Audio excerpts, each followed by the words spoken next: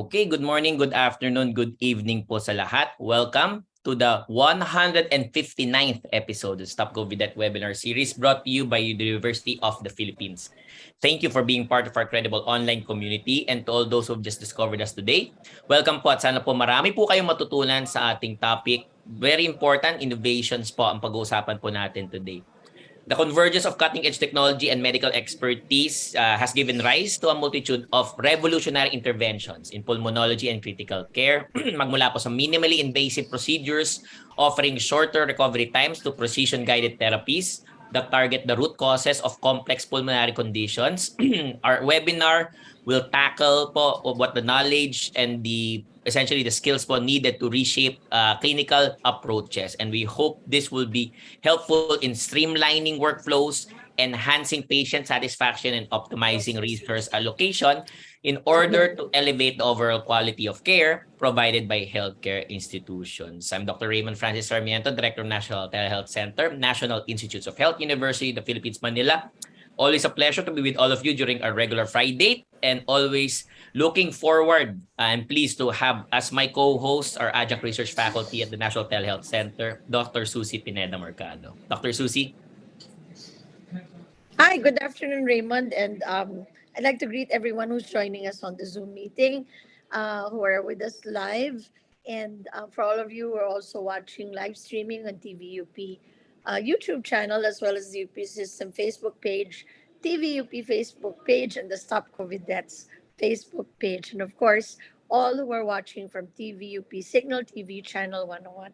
I understand that, and I'd like to greet the people who are watching on the playback. A lot are not able to come on the Friday, but we do see an increasing number on the playback. So welcome to you as well. This week on Stop COVID Deaths, we will discuss innovations not only for medical impacts, but also for our society. And we are focused on pulmonology and critical care. And our main speakers, we only bring you the best. Dr. Ralph L.V. Villalobos, who is consultant at the Division of Pulmonology at the UPPG Department of Medicine. Dr. Joselito Chavez, who is Deputy Director of the National Kidney and Transplant Institute, a pulmonologist and ECMO team member, as well as Clinical Associate Professor at UPPGH. And our actor will be Dr. Bel Shasoko, who is Consultant at the Division of Pulmonology at the UPPGH Medical Center. Our synthesis will be done by Marie Dayan Takdalan, who is the PGH Coordinator for Training. And as you've seen on our opening billboard, we still maintain the name Stop COVID Deaths, but we are talking about many other different topics of interest. And we know that this will be very, very interesting. We've got a great webinar, great speakers lined up for you, so stay with us. Meanwhile, we know that you like to be abreast of the news, both here and abroad on health and medicine, and it's for this reason that we bring you the news updates.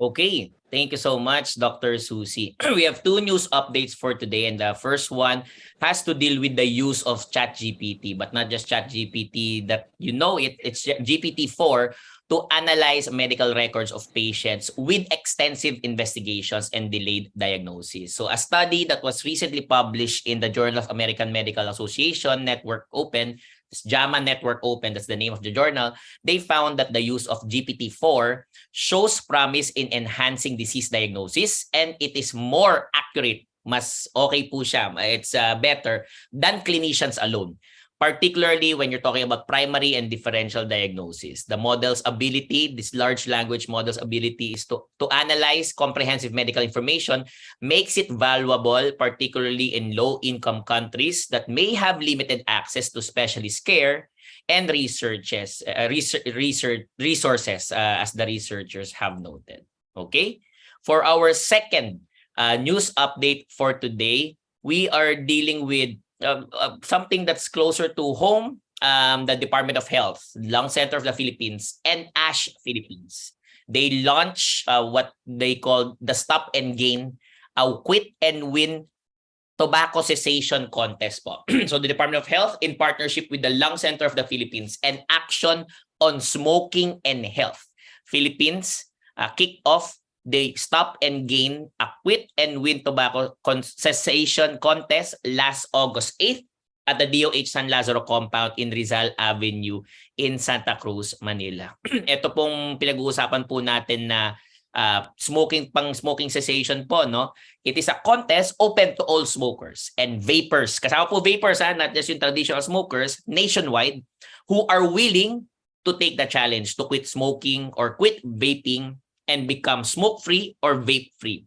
Ang winners po will be determined via a raffle draw to be announced on November 22nd, which is a few months from now, where registered entries can have a chance to win cash prizes. And that's the news, the latest news for today. We'll be back with the latest news again next week in our news update.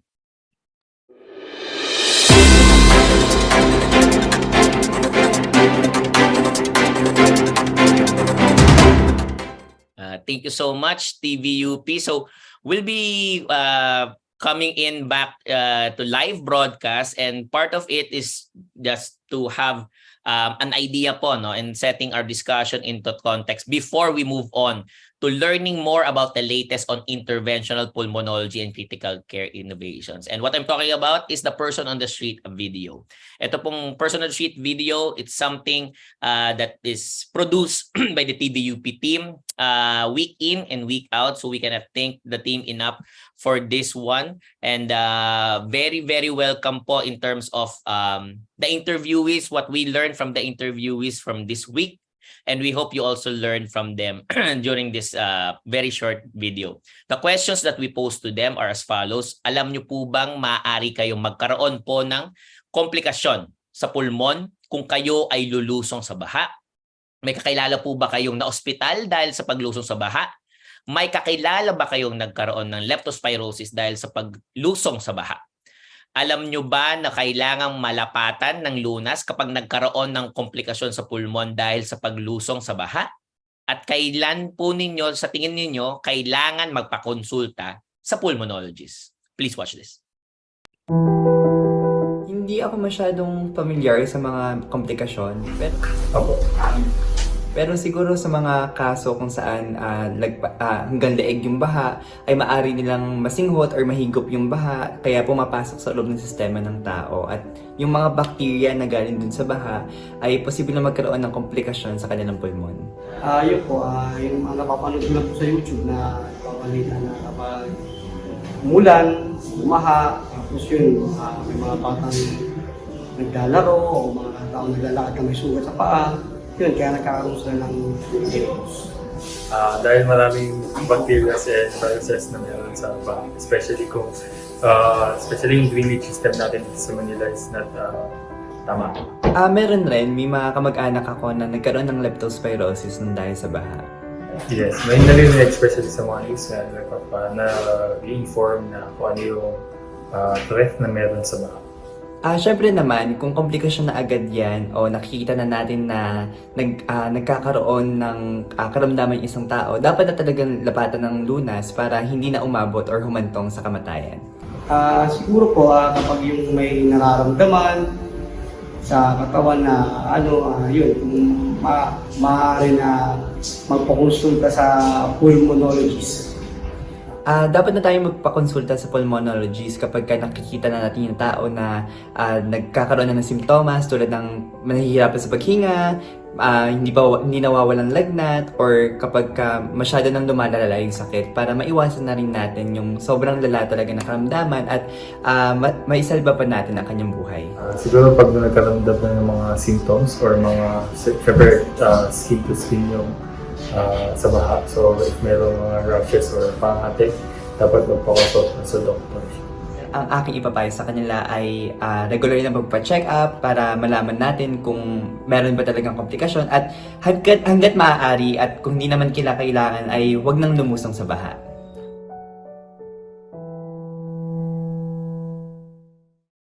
Okay, thank you so much, TVUP. Always a pleasure po trying to understand yung pong ating what people on the ground are thinking, what they know about what dangers of possible complications that they may encounter po with regards to, let's say, to certain situations such as wading in flood waters. And we will just go to a little bit of housekeeping for today. For all those who are asking, certificates of attendance have already been given po for our 158 webinars. So if you feel you should have received one but did not, please let us know by emailing us at stopcoviddeaths@up.edu.ph. Even the one, I think that was webinar 150 on rising sea levels and climate change, that has already been sent out po. So again, if you feel you should have received but did not receive, please email us at stopcoviddeaths@up.edu.ph.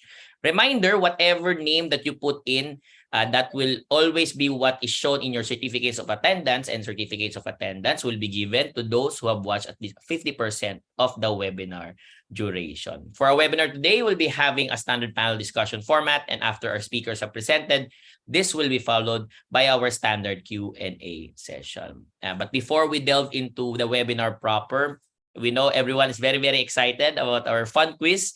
And here is our cute intro video po. Very short lang po before we go into our fun quiz segment for today. Hello? Hello? Hello? Kumusta na kayo lahat? Hi, I'm Doc Trucy, the mini Doc Susie. And I'm Doc Radar, the mini Doc Raymond. Are you ready to have fun? Simply open your browser to www.slido.com and enter your code to participate. We will discuss your answers during the panel discussion later on in the program. We will have it flashing on your screen in a bit, and we look forward to your answers. Masaya at madali lang ito. Join na!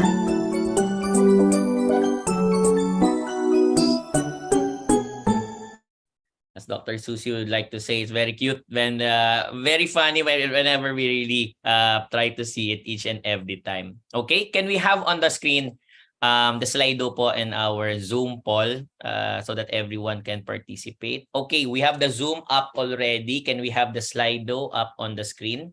The Slido is there so that those who are outside of the Zoom watching us in YouTube and in Facebook can still participate po in our fun quiz for today. So what happens, in order to participate, you just open up your browsers, type in slido.com doon po sa address bar, and enter the code. When you're prompted, you enter the code 6510096. That's 6510096 for you to be able to participate in our fun quiz segment. We have 2 questions for today, and the first of which, ang nakalagay po, what are the complications of ECMO management? Is it A, hemolysis? Is it B, bleeding? Is it C, thrombosis? Is it D, nosocomial pneumonia? Or E, all of the above? Okay po we invite everyone to put in their answers and we're seeing them coming in dito po sa ating fun quiz sa Zoom. Ito po, Slido, lumabas na rin po siya. Okay, we'd like to greet those who are joining us all the way from the University of the Cordilleras in Baguio City in Benguet, the Provincial Health Office in Barangay Kaanawan in San Jose, Nueva Ecija, from the Central Philippine University College of Medicine in Pasig City in Iloilo, Inapoy Community Primary Hospital in Cabangcalan City, Negros Occidental, and Margos sa Tubig Regional Hospital in Zamboanga del Sur. There are those joining us all the way from Valladolid District Hospital, from Morong Rizal, from the University of Santo Tomas ENT, Ear, Nose, Throat, Head and Neck Surgery Center. Maraming salamat po sa masugid na pagsubaybay. RPHS, Annex 1, Antipolo City. Welcome po. The University of Rizal System Health Services Unit. Thank you so much. MMMHMC in Ilocos Norte. Thank you so much. From Bataan, maraming salamat po. From Los Baños, welcome po. Thank you so much. From Manila, from Bataan again, and also from Quezon City and the Philippine General Hospital, obviously. For question number 2, what are the most common causes of pleural effusion? Ito po yung tinatawag na pagtutubig sa baga. Is it A, tuberculosis? Is it B, lungs, cancer? C, pneumonia? D, heart disease? Or E, all of the above. So we'd like to greet those who are joining us ngayon naman po, joining us internationally. So those who are joining us internationally, sila po ay mga taga Taif, Saudi Arabia, from Dammam, Saudi Arabia, University of Ha'il in the Kingdom of Saudi Arabia, Chonin Hospital in Taipei City, Taiwan, Los Angeles, California in the United States, University of the Philippines Nursing Alumni Association, International Incorporated, Edison, New Jersey, Abilene City in Texas in the United States, Penang, Malaysia, maraming salamat po, in Brilin or Brilin, I hope I'm pronouncing that correctly, Residential Care in Hamilton, New Zealand, from the and then others po na pahabol, University of the Philippines Manila, NIH also, and thank you so much sa inyong lahat. So we will not be closing po muna itong fun quiz. We encourage everyone to participate in our fun quiz din po, no? Just so maalala nyo po kung ano po yung tamang kasagutan, and which will be revealed by our esteemed panel of speakers later on in the program towards the end of the program. So we leave that Zoom poll and Slido po open as we continue on, and our speakers have been encouraged to comment po on the answers later on during the panel discussion. Okay. Time for our webinar proper, and we know that everyone very excited to get the webinar on the way. So let me introduce our main speaker, one of two main speakers that we have. So our first main speaker, someone you're familiar with and is one of the best young pulmonologists in the country. Please welcome him again to your screens, Dr. Ralph L.V. Villalobos. Hi, good afternoon po sa lahat. Can you hear me? Go ahead, sir. I will share my screen. Yeah, so thank you, Doc Raymond, Doc Suzy, for that welcome. So thank you for always inviting me to speak for TVUP. So as you know, previously I was talking about COVID. I talked about the treatment for COVID, but I also have another side of me, which is interventional pulmonology. So what is it? No, so we hear interventional radiology, we hear interventional cardiology, but now we're hearing interventional pulmonology. So ano ba yun? So what is it? And nag-exist na ba siya? So this would be the outline of my presentation to introduce you to interventional pulmonology, to revisit what we do in interventional pulmonology, and of course, for me to prove that it exists in our country and hindi tayo nahuhuli, no, sa ibang country sa paligid natin, we have actual cases that we did and an interactive discussion for this. Okay? So what is it? So ano ba yung interventional pulmonology? So interventional pulmonology is the art and science that require additional training and expertise that are required beyond the standard interventional pulmonary program. So for the knowledge of everyone, pulmonary medicine medyo mahaba ang track, no? So 5 years of course 4 years of undergrad, 5 years of medical school, 3 years of residency training, 2 years of fellowship program, and yun yung standard na pulmonary medicine program. But if you want to train interventional pulmonology, there's an additional 6 months to 1 year training, and unfortunately, usually abroad pa po talaga itong training program. So I did mine in Taiwan. And I came back after I finished that training, of course, to the Philippine General Hospital. So it's a new or a maturing subspecialty from its parent subspecialty, which is pulmonary medicine. And what we do are mostly on endoscopic and minimally invasive. So sabi nga ni Dr. Raymond kanina, it's more of minimally invasive. So hindi agad-agad opera or hindi agad-agad operating room or anesthesia, no? So minimally invasive to tackle these problems, baka kaya naman na hindi talaga operahan. Or of course, we know that kung operahan, the more morbid or the more stressful and the more toxic or complicated it will be. So interventional pulmo has alternatives for these problems. Okay? Yon, so I mentioned that. That's it, less invasive alternatives. No? So what do we do? So most of these next slides would be cases, and just to walk you through what we do in interventional pulmonology. So we know right now that lung cancer is on the rise. No, so I'm sure that each and every one of us know at least one person who died or who has a diagnosis of lung cancer, because it is really on the rise. So owing mostly to smoking and pollution and to other diseases that are the risk factors for lung cancer. So this is what we see in interventional pulmonology. So we have here a mass or bukol sa lungs, no? So usually, wala na yan. If traditional methods are to be used, that is the end story of that. But in interventional pulmonology, we can later on I'll show you, we can remove that and we can actually freeze that tumor or do it in a non-surgical way. Okay, remove the tumor in a non-surgical way. Okay, of course, we do first the biopsy, no? So the biopsy of that to prove that it is malignant, and then afterwards we can actually remove that. Okay, so sometimes nga lang, the lesions of lung cancer do not present like a mass. So that this image that we have right now is a more complicated image of a lung cancer patient. So this one is a mucosal abnormality. So what we did here is we injected first fluid to stop the bleeding, or medication to stop the bleeding, and then we, like a cautery machine, or we actually electrocuted that, or what we call coagulate that, para hindi madugo yung area na yan for us to perform biopsy. This patient was bleeding. This patient was coughing out blood. So after we did argon plasma coagulation, actually the bleeding stopped here. So not only that, the abnormalities of bronchoscopy. So how about the nodules, or yun nga, may nakita daw bukol sa lungs, or may nakitang bukol sa tabi ng lungs or sa gilid ng lungs. So what do we do in interventional pulmonology? Dati, the only thing that we have to access here is either to do biopsy through the skin, o tawag dyan, CT guided or ultrasound guided biopsy, or surgery. Wala pa yung interventional pulmonology procedure dati, because the first thing that we have to establish here is what is the diagnosis. Okay, so this is another image. For the previous image, this is for this case, no?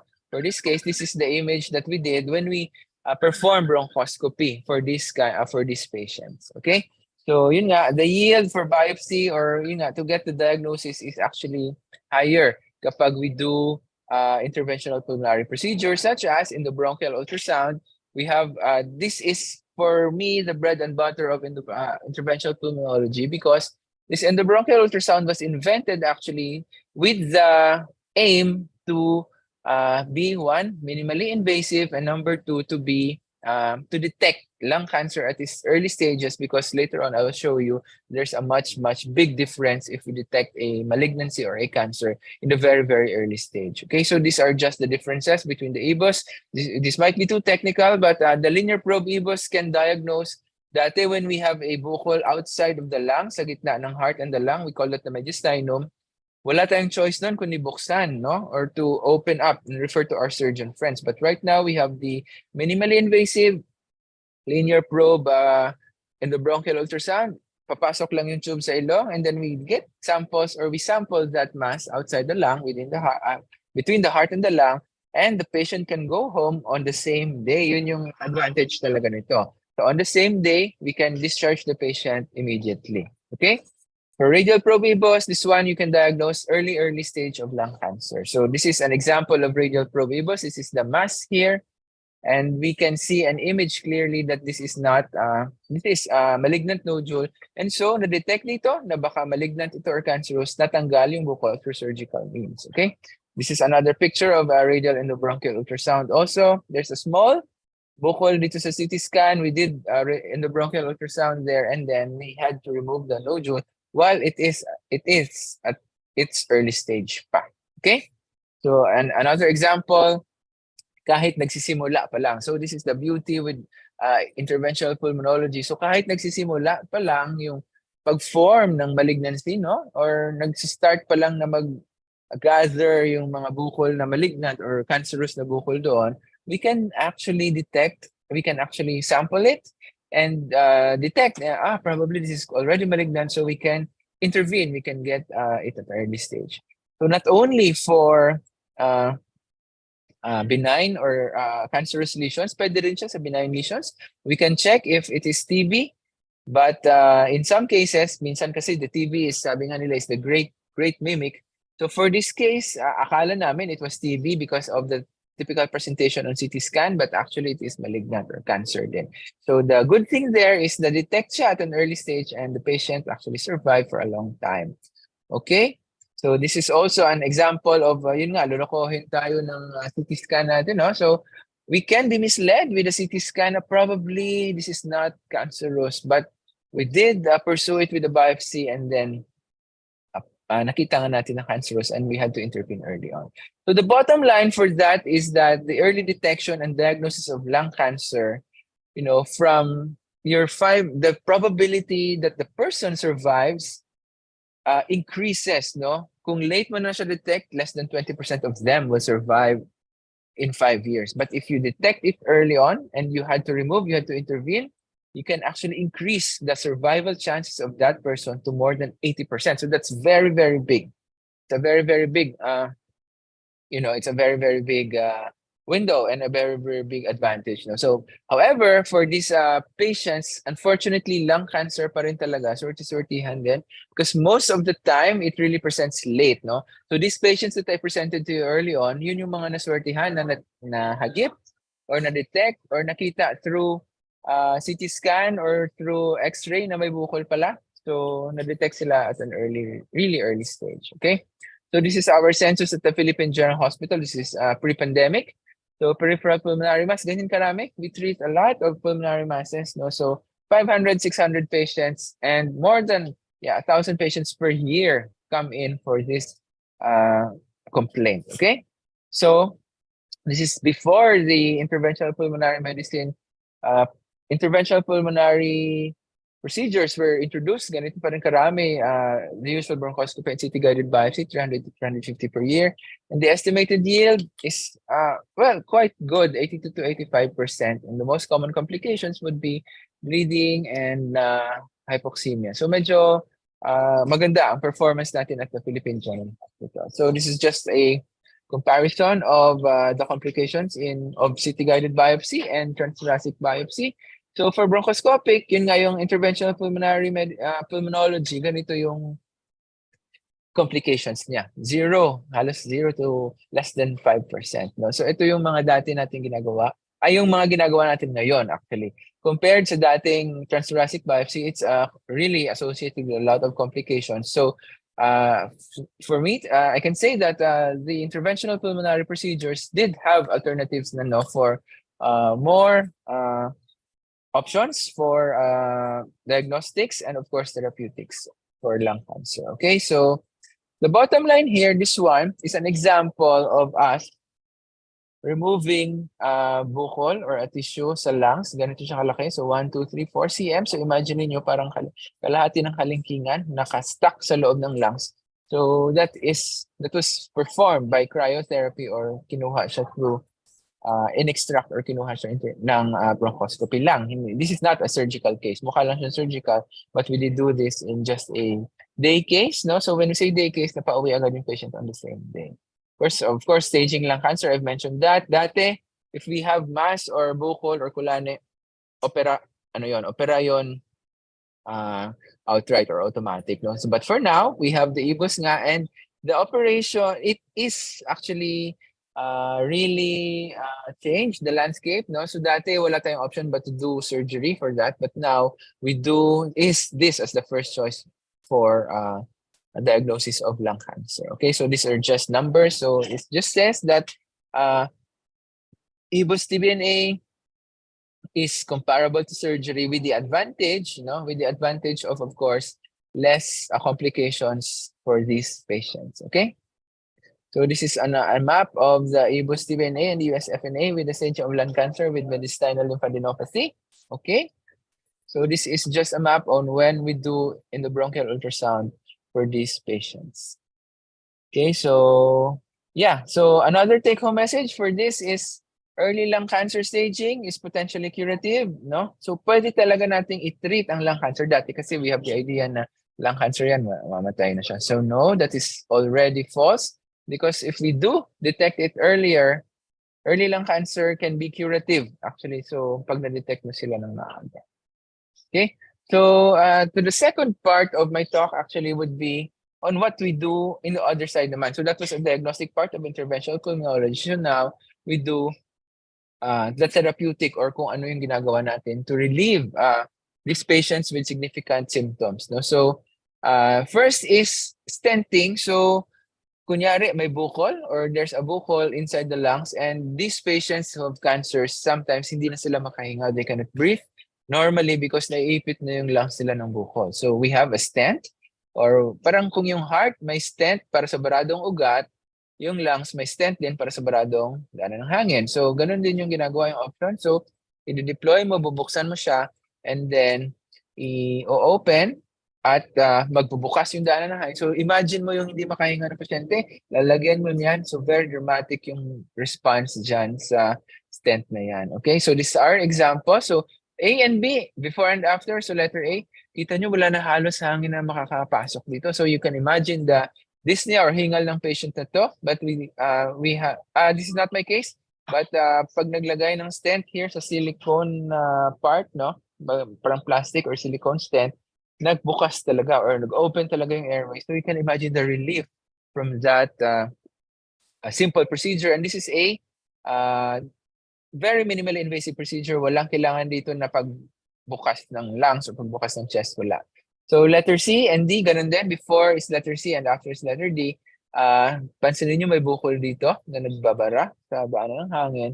And this is not again my case. So they placed a stent there to open up the lung to relieve the symptom of the patient. This is what we have in Philippine General Hospital. So cryotherapy, or by the word itself, cryo, if you freeze niya or ipapatigasin niya yung tumor para mahila or matanggal. So that's the layman's way of doing it. So sinisira niya yung cancer, and then tatanggalin yung cancer palabas. I-out niya yung cancer. And this is done bronchoscopically. Hindi ho ito operation, ha? Tinatanggal ito through endoscope or bronchoscope. Okay, so una may bukol dito, and then the cryotherapy machine went in, and then tanggal, and then the actual end result is this, no? Naka-open na talaga yung lungs. Okay, so these are actual case scenarios from the PGH. So these are the EBUS cases, no? So this is a chest CT scan with the right lower lobe mass and mediastinal lymphadenopathy. Pansinin nyo, hindi na, very small na yung daanan ng hangin dito, parang halos tuldok na lang yung airway niya. So yung ganito, actually we performed EBUS and the bronchial ultrasound, and then this showed malignancy, and we had to relieve this patient of the symptoms. Okay, so again, ito yung case na yon. This is a normal lang, tingnan nyo, bukas na bukas yung lungs niya. But after endoscopy, ganito lang yung nakita. Wala na halos hangin na pumasok. And so we had to do biopsy and we had to do radiotherapy. Okay. Case number 2, non-smoker. May bukol din, no? May bukol dito. This one, you can see may bukol. And then you can see that probably this is a malignant mass. But, this is a young patient. So we had to think twice. We had to do biopsy. It might look malignant sa CT scan, but actually hindi siya malignant on inspection and on biopsy. And so the result is TB, and this patient was actually cured. Okay, so this is the third case, 54-year-old female, a smoker na nagtatrabaho sa cruise ship and asymptomatic siya. Ito yung mga swerte na nakikita lang sa mga annual physical exam nila na may bukol here. No, so you don't have symptoms kapag ganito kaliit yung yung bukol mo. You don't usually have symptoms, and naswertihan lang siya na nakita yung bukol. And so it was actually cured, no? So cancer siya, stage 1, and good for this patient. It was cured in the early stage, lung cancer was. This patient was very healthy until right now. Okay, so this is actually our patient in PGH doing cryotherapy. So I'll play the video. So if you can see here, may white na nagbabara na bukol, no? May nakabara na bukol. So imagine the hingal or dyspnea of the patient. That is the cryoprobe coming in. So if you freeze niya, or parang gagawin niyang yellow or block yung bukol na yan, and then if you freeze and then kukuhanin namin yung bukol, we will remove that tumor. So you can see there, mag-freeze. Yeah, that's, pag nakita nyo na yung white, it's freezing already. Okay, there. Then we will remove the tumor using a freezing method there. You can see it. Nag-freeze na, and then yeah, you can see sumama na yung bukol doon sa bronchoscope, and then we had, so imagine nakabara, hindi makahinga yung patient, we removed it using cryotherapy, and so you can just imagine yung relief ng patient. So that is done under a minimally invasive procedure, walang admission, walang pagbiyak ng lungs or walang open na wound there. It's all done bronchoscopically. Okay? So at the local, this is one of my last slides. So at the local setting of the Philippines, in reality, there are only a few sites who have interventional pulmonology, and one of that is PGH Lung Center. Of course, has more equipment. St. Luke's, Medical City, and UST. Pansinin niyo, only 2 government hospitals offer that. No? So you can just imagine the patients who cannot afford these procedures. So in private hospitals, a simple, yung pinakita kong procedure, cryotherapy, may easily cost you 300, upwards of the 300 to 500,000. So you can just imagine, not all people can afford that. But thankfully, thank you to the Philippine General Hospital, we can offer these patients, these procedures to our patients actually for free. No? So if you are socialized or yung na categorize kayo na dun sa socialized service, you can actually avail of these procedures for free. PhilHealth and the government will pay for that. So it's a very big advantage actually.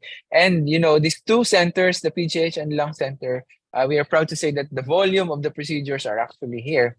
So yung experience din ng mga tao dito would be great also. So this is a summary slide. IP is a new subspecialty. It exists in our country, and it is actually also interesting. Okay, and different armamentarium exists. So bronchoscopy, there's CT guided biopsy, and there are a lot of new procedures actually.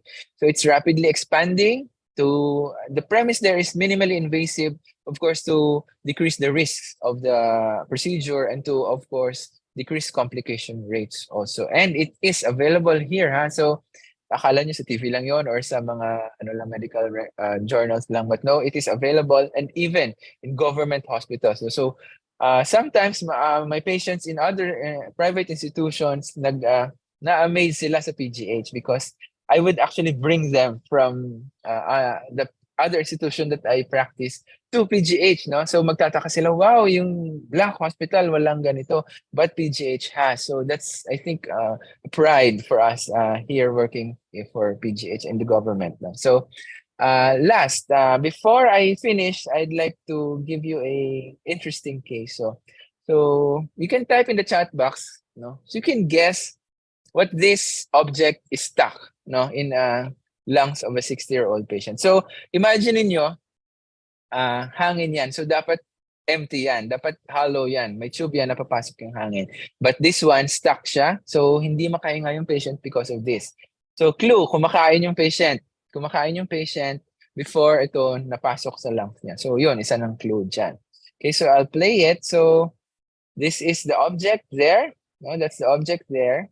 And I use cryotherapy. So I froze that object. So nakikita nyo na hindi yan kanin. Malaki yan ha. It's bigger than rice. Hindi yan kanin. So ayan, I froze that object. And slowly, once this object is frozen, hinihila ko siya palabas. Hinihila namin palabas. And there it is, outside the lung already. So can you guess kung ano yon, Doc Raymond? Or can you guess kung ano yan? No idea, no idea. No idea. Clue. Basta clue, pagkain siya, and another clue, maamoy siya. Mabaho or may amoy. So you can imagine, naamoy namin siya sa operating room. Pagkain. Durian. White. Malaki masyadong durian, Doc. But actually, yan. So it's a 3 cm. Malaki. So parang pinky finger. Smooth and smelly. And actually, you wouldn't guess it. Yan siya. Alam niyo na ba kung ano yan? Ayan siya, ganyan siya kalaki. Wow. May white, parang ngipin, but actually hindi siya ngipin. If you guessed bawang or garlic, then you got it You got it correctly. So, yun nga, may bawang na pumasok doon sa lungs ng patient. Generally, if you have that in a normal scenario, mahirap siyang kuhanin. No? So, this patient could probably go into surgery. But thankfully, for the interventional pulmonary medicine procedures that we have, we recovered that patient. The garlic from the lungs of the patient. The patient went home the day after. So, okay na okay siya. How old was So, the patient, Dr. Ralph? 6-year-old siya, Doc. 6 years old. Walang pustiso, kumakain, so nahulog yung bawang. So, yes. Thank you very much for listening. I hope I piqued your interest for interventional pulmonology. And thank you very much. I'll answer questions later. Thank you. Thank you. Tremendous presentation, Dr. Ralph. Thank you so much. You will see a lot of the emoticons here and just a testament na marami silang natutunan. And number two, it's very interesting for our audience, especially with the video and the interesting case that you presented. But we'll try to pull you in later on for our Q&A. But thank you so much, Dr. Ralph Villalobos. For our second speaker po, no? Our second speaker, it's fairly new, but as mentioned, we only bring you the best po, no? But before I introduce him, I wanted to remind everyone that for today's Q&A session, thank you, TVUP. Takpakan po. So we will choose po from the upvoted questions. We encourage everyone to put in your questions already if you have one in the Zoom Q&A or in the comment section po dito po sa ating YouTube at sa Facebook po, no? Very, very important that if you have any questions, any lingering questions po, just put them Q&A comment section and we'll try to hopefully choose your questions po, for today. Okay? Our second speaker, as mentioned during the presentation, not just a clinical associate professor at the Philippine General Hospital, but more importantly, he is deputy director at the National Kidney and Transplant Institute.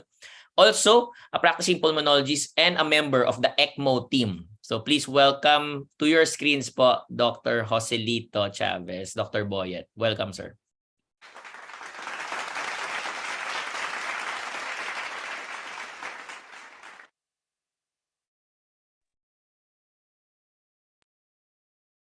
Yan, okay. We can see you, sir.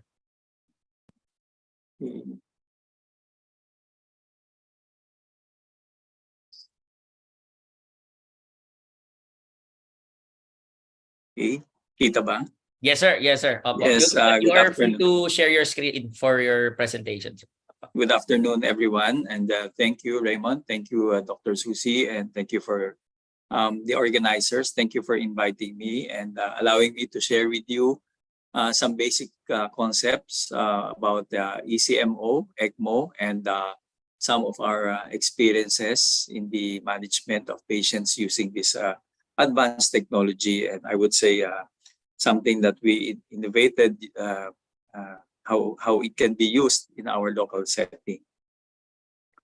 So our objectives for today will be to discuss the basic concepts of ECMO technology, describe the key components, indications and contraindications will be tackled, and discuss some of the clinical applications of ECMO with special emphasis on our local setting. So Sir, what is you're ECMO? not yet sharing your screen, sir. Wala pa ba? Wala pa po, sir. Oh, I'm sorry. I'm sorry. Wait.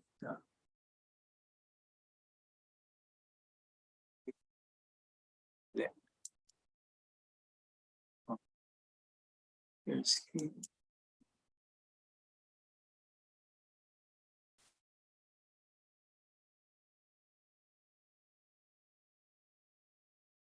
Okay, there we go. Can you go to slideshow lang, sir? Yan. Not Okay. yet. Yan, okay. Okay na, sir. Yan po. Okay na yan. Okay, Yes, sir. so Go ahead. again, the objective of our session will be to discuss some basic principles and application of ECMO. As I said, describe basic concepts, key components of the circuit, indications and contraindications, and clinical application of ECMO. So what is ECMO or ECMO? It is basically, siguro pinaka-simple na maintindihan is dialysis is for the kidney and ECMO is for the lungs. So when the lung fails, you can use an external equipment, a machine, that can perform the functions of the lung. It is an external artificial circulator that carries venous blood from the patient, brings it to an external device, which is the oxygenator. Blood becomes oxygenated, carbon dioxide is removed, and then this blood is returned to the patient. Basically, this has evolved from a cardiopulmonary bypass machine. It allows for some time for the lungs and the heart to recover. So while you're treating the heart and the lungs, or the heart or the lung problem, the ECMO serves as your external lung machine. So it is used for potentially reversible cardiac or pulmonary failure cases, which is unresponsive to conventional treatment. I'd like to emphasize that ECMO is not curative. It is just used as a bridge, bridge to recovery, bridge to decision making, and in foreign countries, it has a big role for being used as a bridge to cardiac and lung transplantation. Okay. So it was first used in 1971 in a patient who had a motorcycle accident in California. This was the first time it was used, and the patient eventually survived.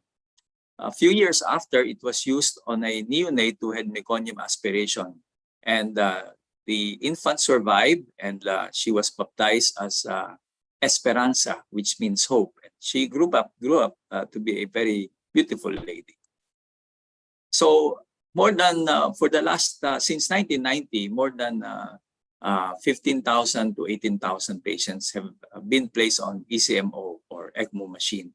During the first few years of its use, it was not much used because of some limitations in different hospitals. Not many hospitals had the expertise and the machine. However, during the H1N1 pandemic, they saw its beneficial use, and many hospitals learned how to use it and found out that many patients could be saved using the machine. On top of this, there was a research trial, CSER trial, which compared ECMO against use of conventional ventilator management for patients with ARDS. And there was inclusion criteria for patients. Basically, it was used for reversible patients, reversible respiratory failure cases with certain parameters as described. And there were 180 patients enrolled. 90 patients had been placed on ECMO, and 90 patients were placed on a conventional machine, ventilator support.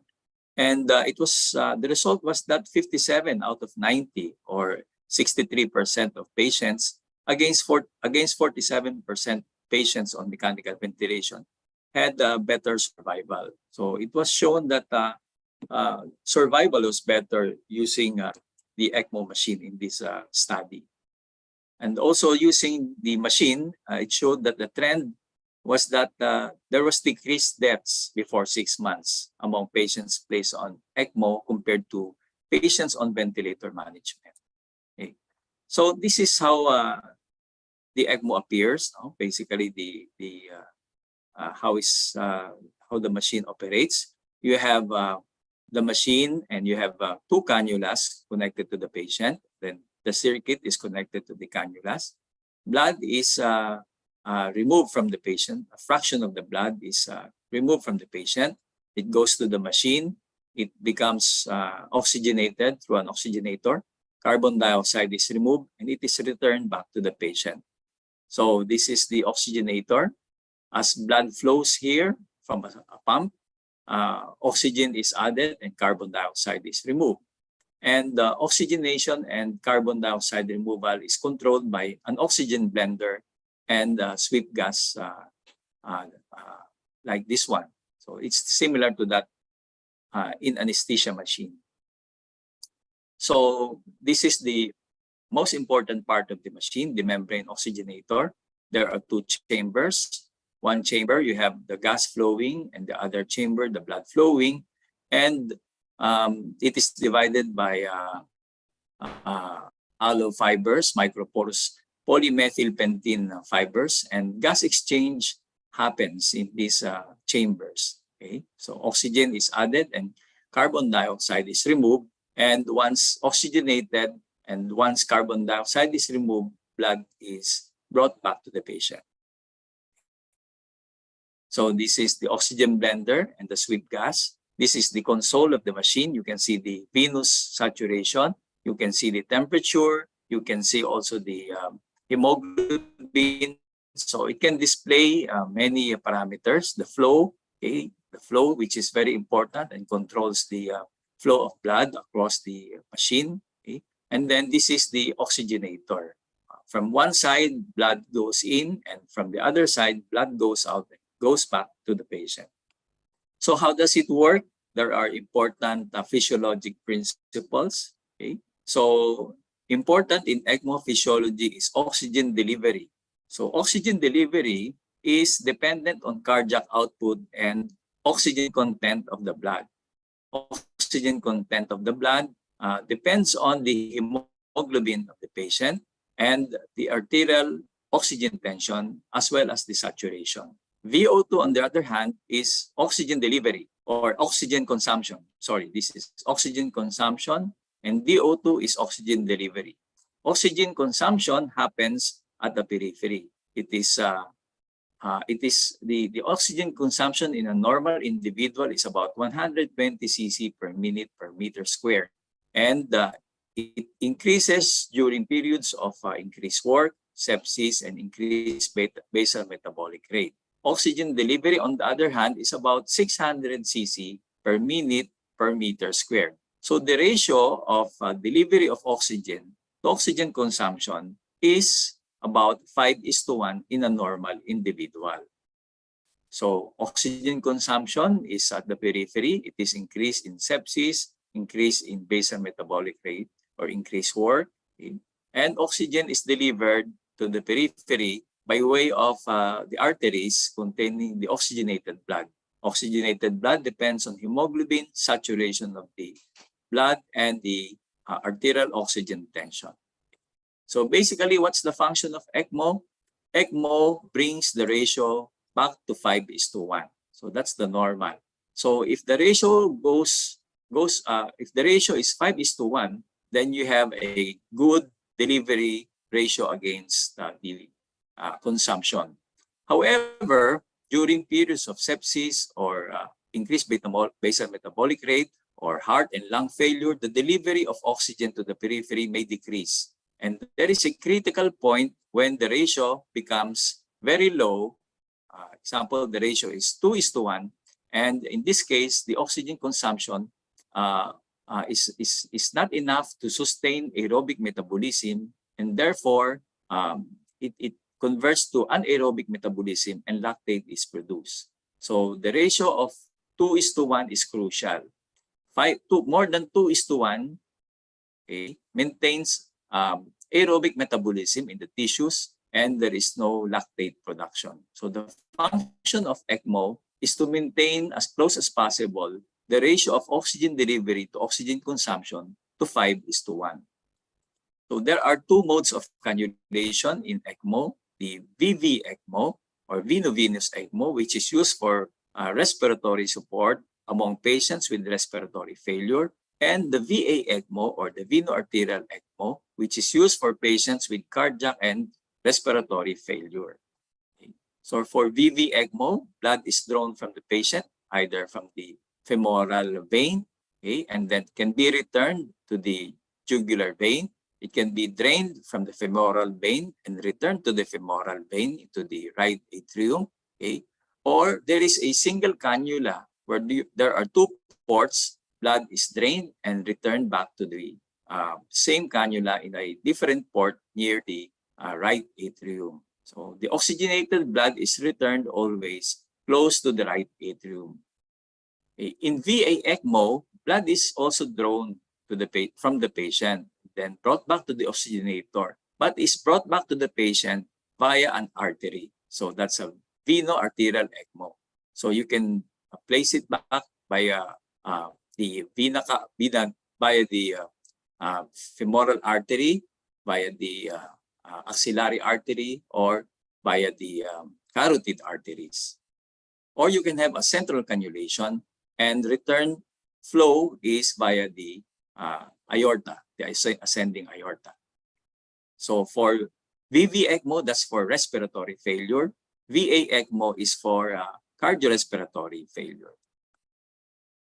So indications for use of ECMO is number one, for hypoxic respiratory failure due to any cause. And we follow certain parameters like your PF ratio less than 150.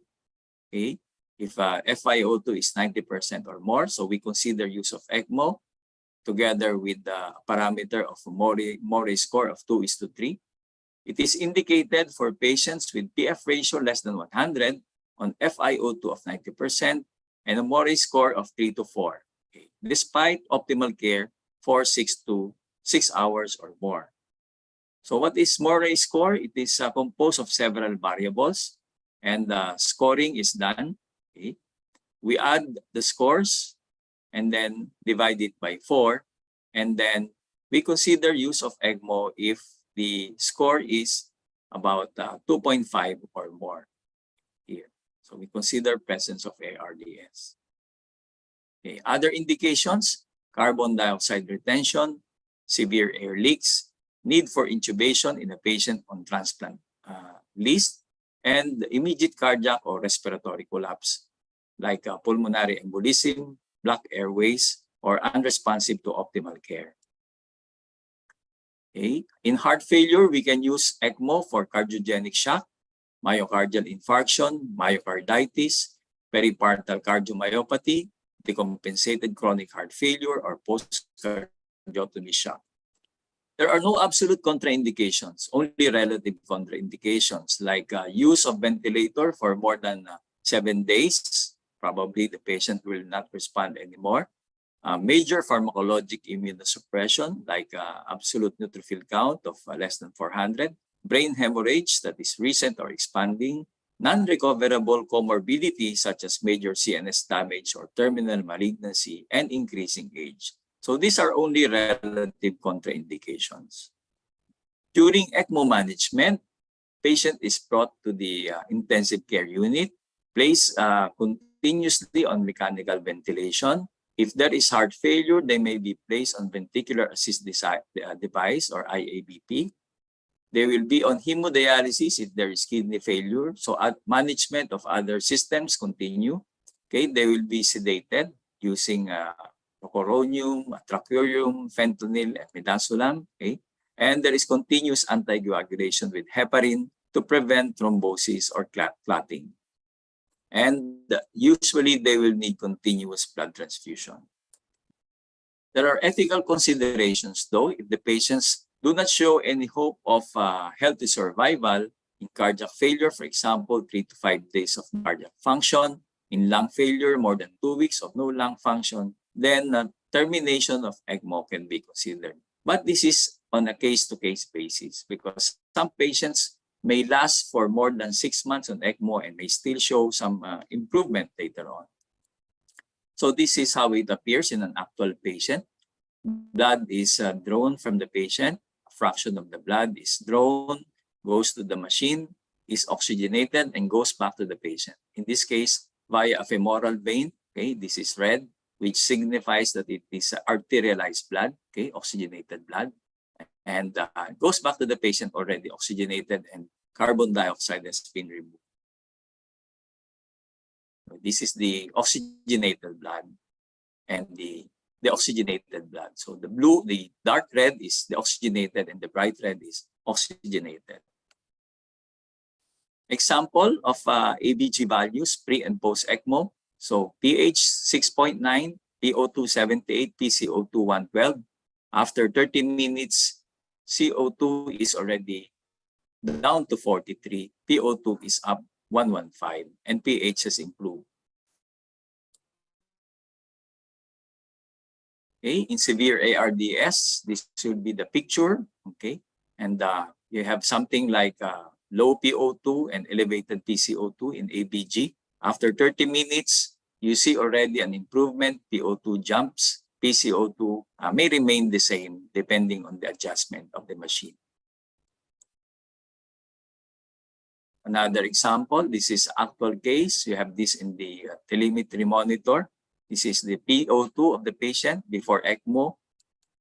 This is after ECMO is connected, the oxygenated blood and the oxygenated blood.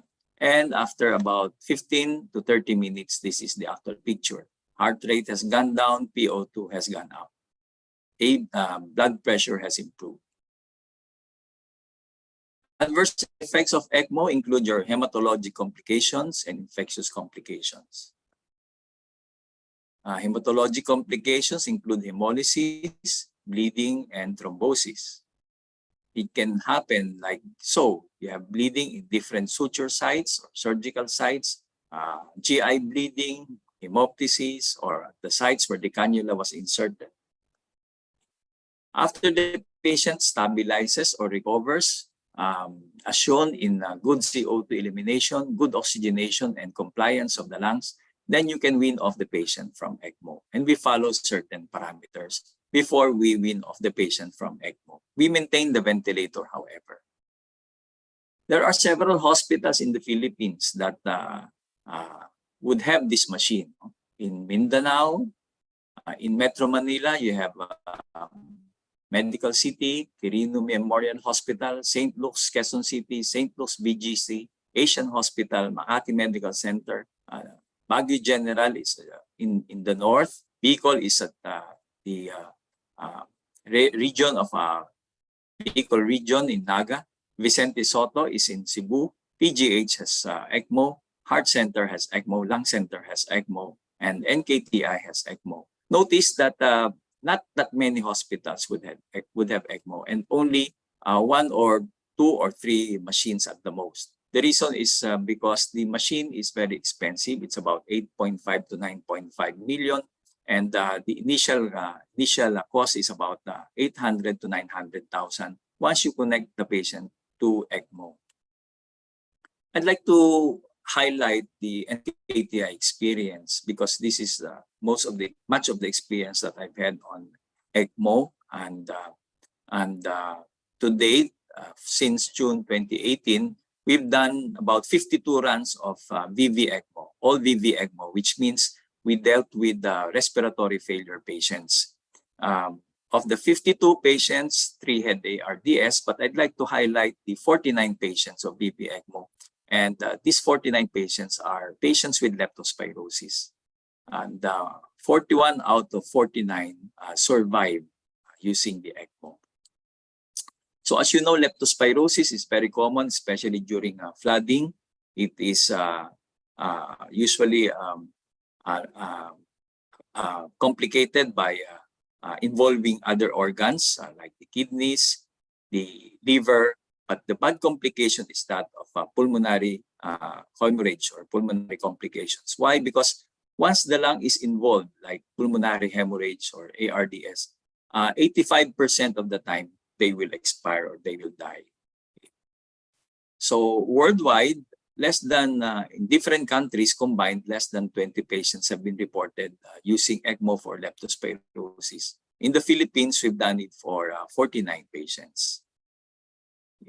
This is our first patient on ECMO, patient 47-year-old laborer who had leptospirosis and complication of pulmonary hemorrhage. He was placed on ECMO on June 24, 2018. This was his initial X-ray.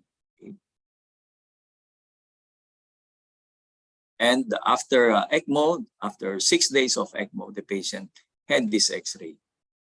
He eventually recovered. We were able to remove his respirator as well. And a few weeks later, he was back to selling plants and also selling uling. This is another patient with leptospirosis. This was his initial X-ray. And about 2 weeks prior to discharge, this is the X-ray. He spent his Christmas and birthday at the NKTI. And we were very happy because when he got well, he went back to taking care of his sick mother. By the way, most of these 49 patients are laborers, street sweepers, laundry women, some are students, some are vendors. So basically, they belong to the marginalized group of our society, what we call the underserved. And so we were always very happy to see them recover. So another ECMO patient, okay, you see the evolution of the lungs. You may have different infiltrates manifesting at different times. Again, another leptospirosis patient. Eventually, after a while on ECMO, the patient had these lungs cleared. Okay, so he went back to his family and went back to his work, another laborer. So another patient before ECMO, prior to discharge. So another laborer. He was so happy that during our Christmas party, he rendered us a dance number. So some other patients, this patient, his wife was 7 months pregnant when he was placed on ECMO. The wife said, "Sir, pakibuhayin po ninyo kasi po walang magiging tatay yung anak ko." So fortunately, he survived. He applied to the hospital as a nursing aide, and he's now one of the top performing nursing aides. This is a student, okay, another laborer who was so happy after he recovered. Okay. This is one of the female patients that we had. We do pulmonary function tests to evaluate the lungs before they are discharged. So these are some examples. We've had about more than, as I said, 49 patients and 83% survival. But there are a few that did not make it. Something they would have this kind of picture and they failed to respond to our ECMO management. So we've concentrated on leptospirosis patients in the NKTI because we get a lot of these patients, and we found out that we noted that they immediately die once they get when they manifest hemoptysis, especially during rainy season. That's June to August. They come into the hospital jaundice. One day after, they have lung infiltrates. In the afternoon, they would have hemoptysis. The next day, they will die. So once we see that these patients are candidates for ECMO, we already place them on ECMO. Sometimes we would have 3 ECMO patients at a time, at the same time. So the shortest ECMO we've had connected to the patient who survived is 6 days, okay, and the longest is 37 days. In the literature, it can be used for 6 months, and one patient had it for 600 days. So what is the future of ECMO in the Philippines? I think that if we would use our ECMO machine very well, both in the public hospitals and private hospitals, we can give hope to many patients because we've seen that they can survive. ECMO can be life-saving, but of course, we need training. So we are arranging a training here in the Philippines for ECMO. Cost is a limiting factor because of the machine itself is expensive. Patient will be on ventilator, oxygen, blood transfusion, antibiotics, and so forth. And several laboratory exams will be done. Okay? But there is always hope, especially for these patients. So what have we learned in the last 5 years? Patient selection is important because you have to choose the patients that have good prognosis. Rapid decision making is essential. We cannot take too long in deciding. If we see the patient, then we decide immediately. We cannot afford long meetings. We just have to decide immediately. ECMO is teamwork. We have surgeons, hematologists, nephrologists, GI specialists, cardiologists, infectious specialists in our team. Okay? The nurses are well trained. We have a good blood bank.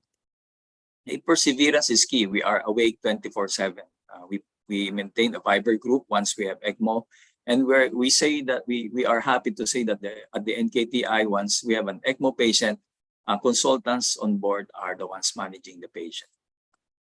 Life is precious. We consider that because we see that the patients that we've saved are laborers belonging to the marginalized, and life to them is very important because they have to go back to their families to be able to provide their means of livelihood. And we cannot save them all. We realize that is true. And of course, we start with prayers, and we've seen that it's very effective. So this is our Pulmo ECMO team. We've had several conferences, national and by way of webinars. Thank you very much. Okay, wow. Thank you so much, Dr. Boyet. Maraming salamat po.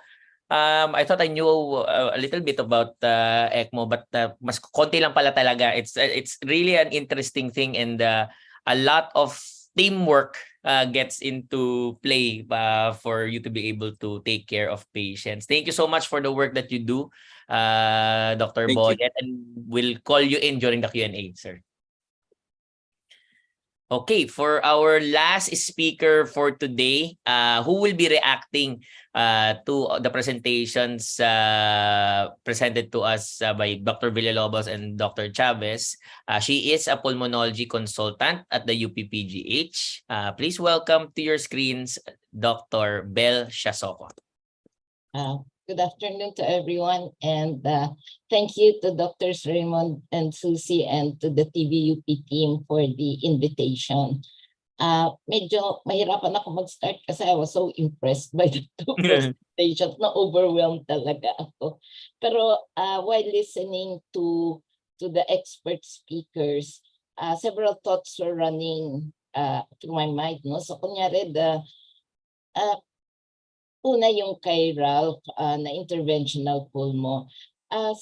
Interventional pulmo actually in the world, siguro parang ano yan 20th, 21st century baby kasi nag-umpisa siya ng 2001.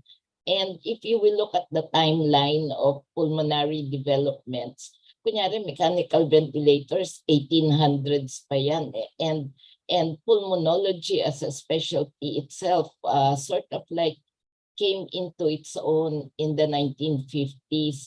And sa 1960, first lung transplant. So isipin mo, bakit ang tagal natin na-recognize itong interventional pulmo?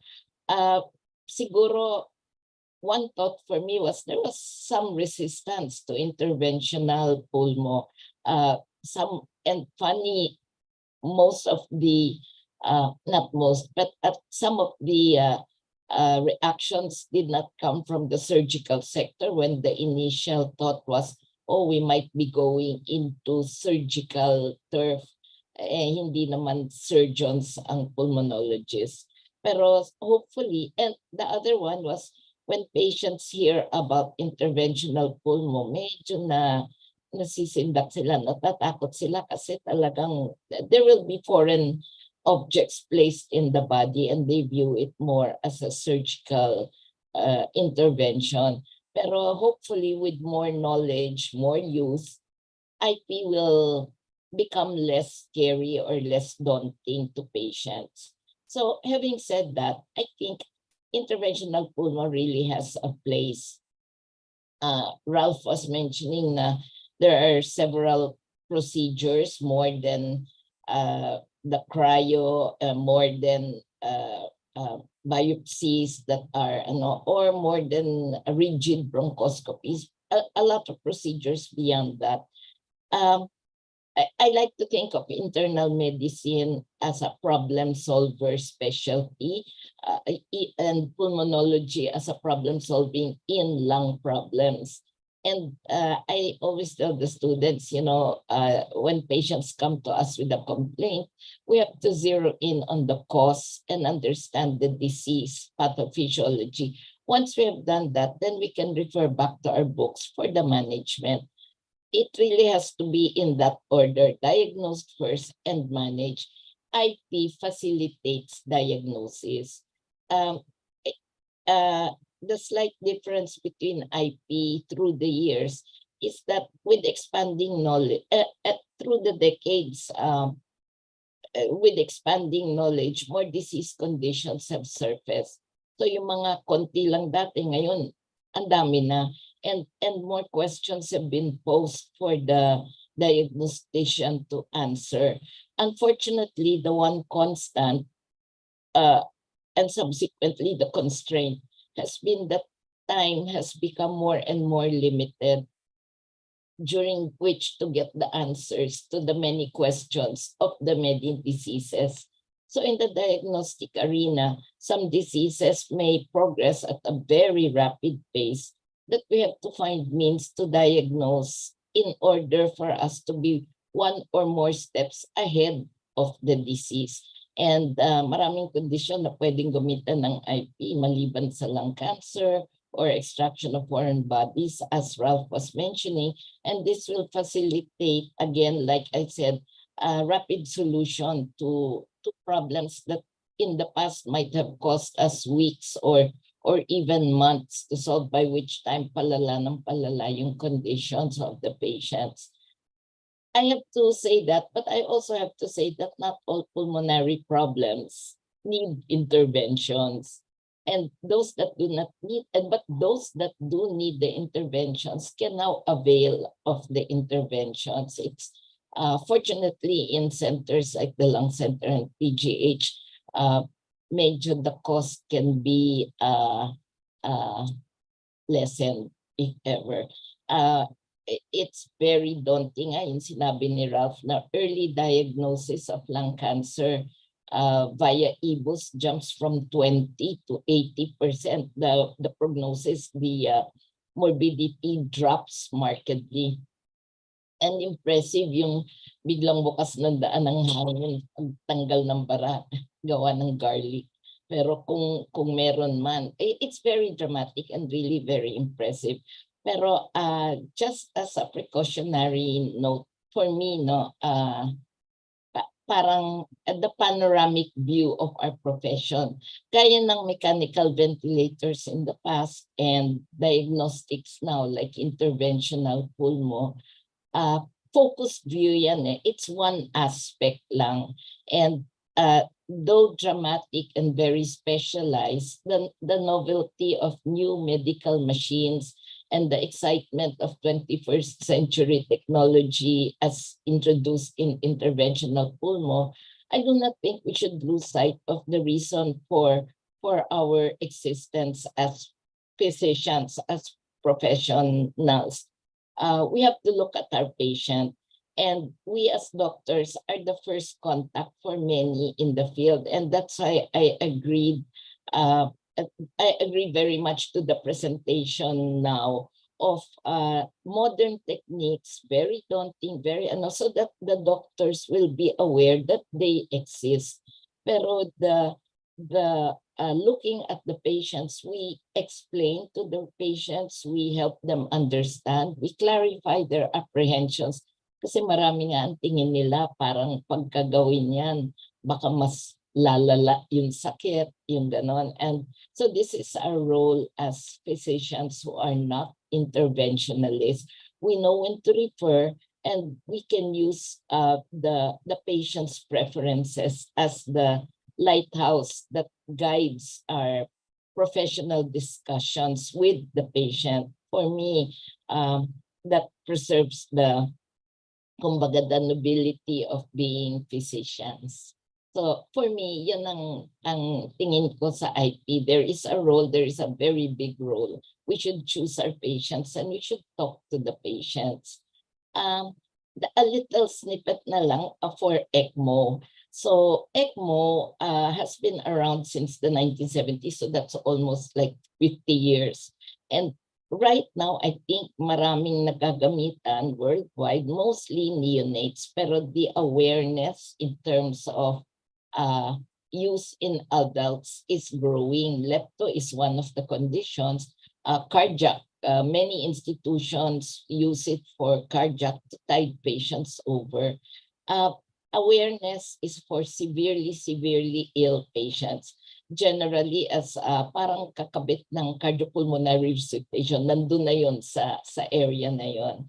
And it comes at a time when most patients' families are already financially and really emotionally struggling. So we again have to know our medicine. We have to know our physicianship, when to use, how to explain, and when to give hope, and when to tell our patients that perhaps we should prepare for, or we and they should prepare.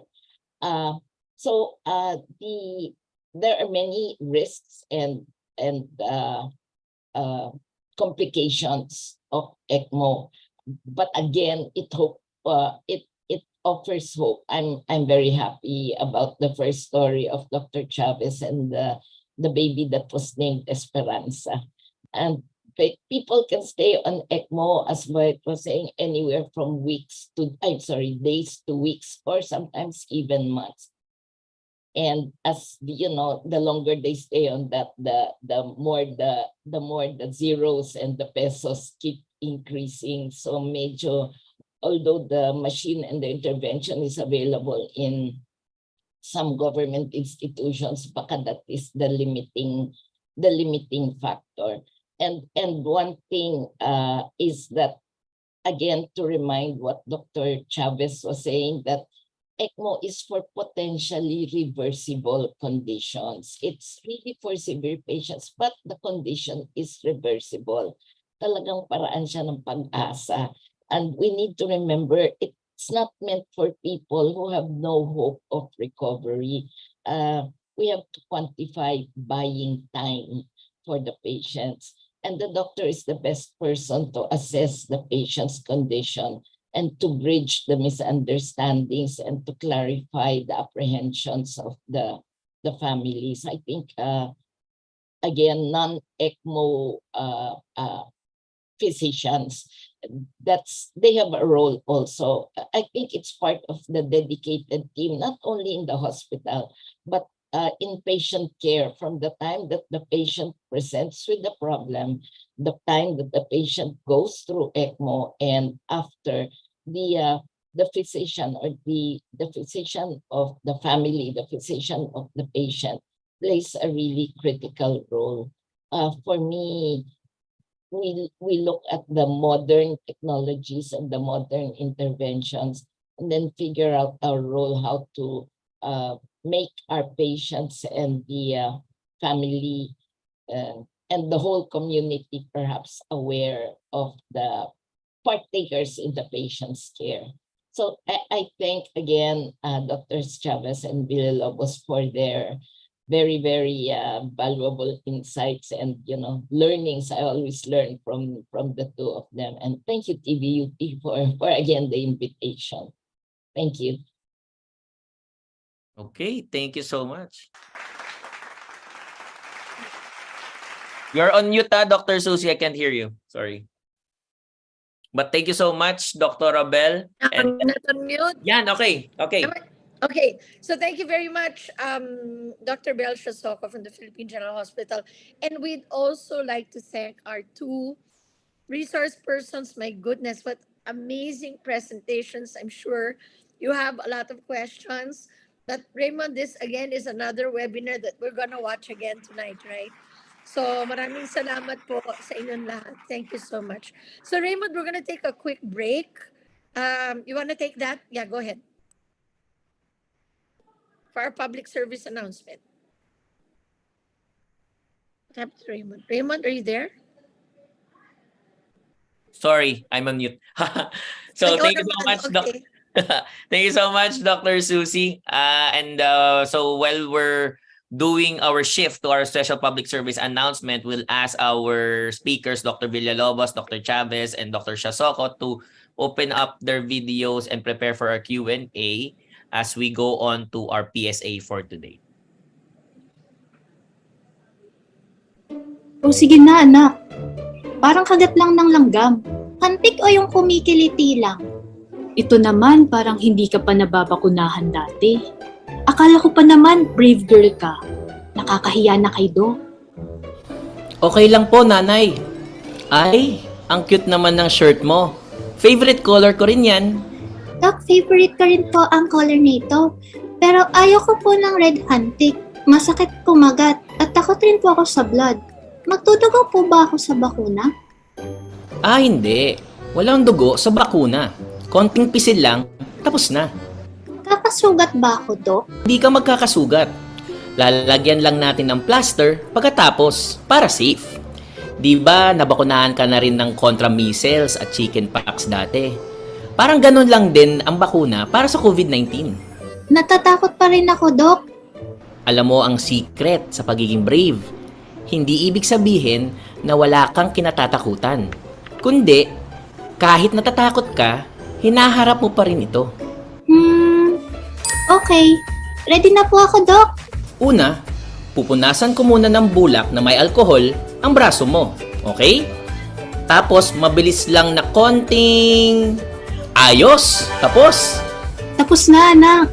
Pwede mo nang buksan ang mga mata mo. Nay, sabi sa inyo, brave girl na po ako eh.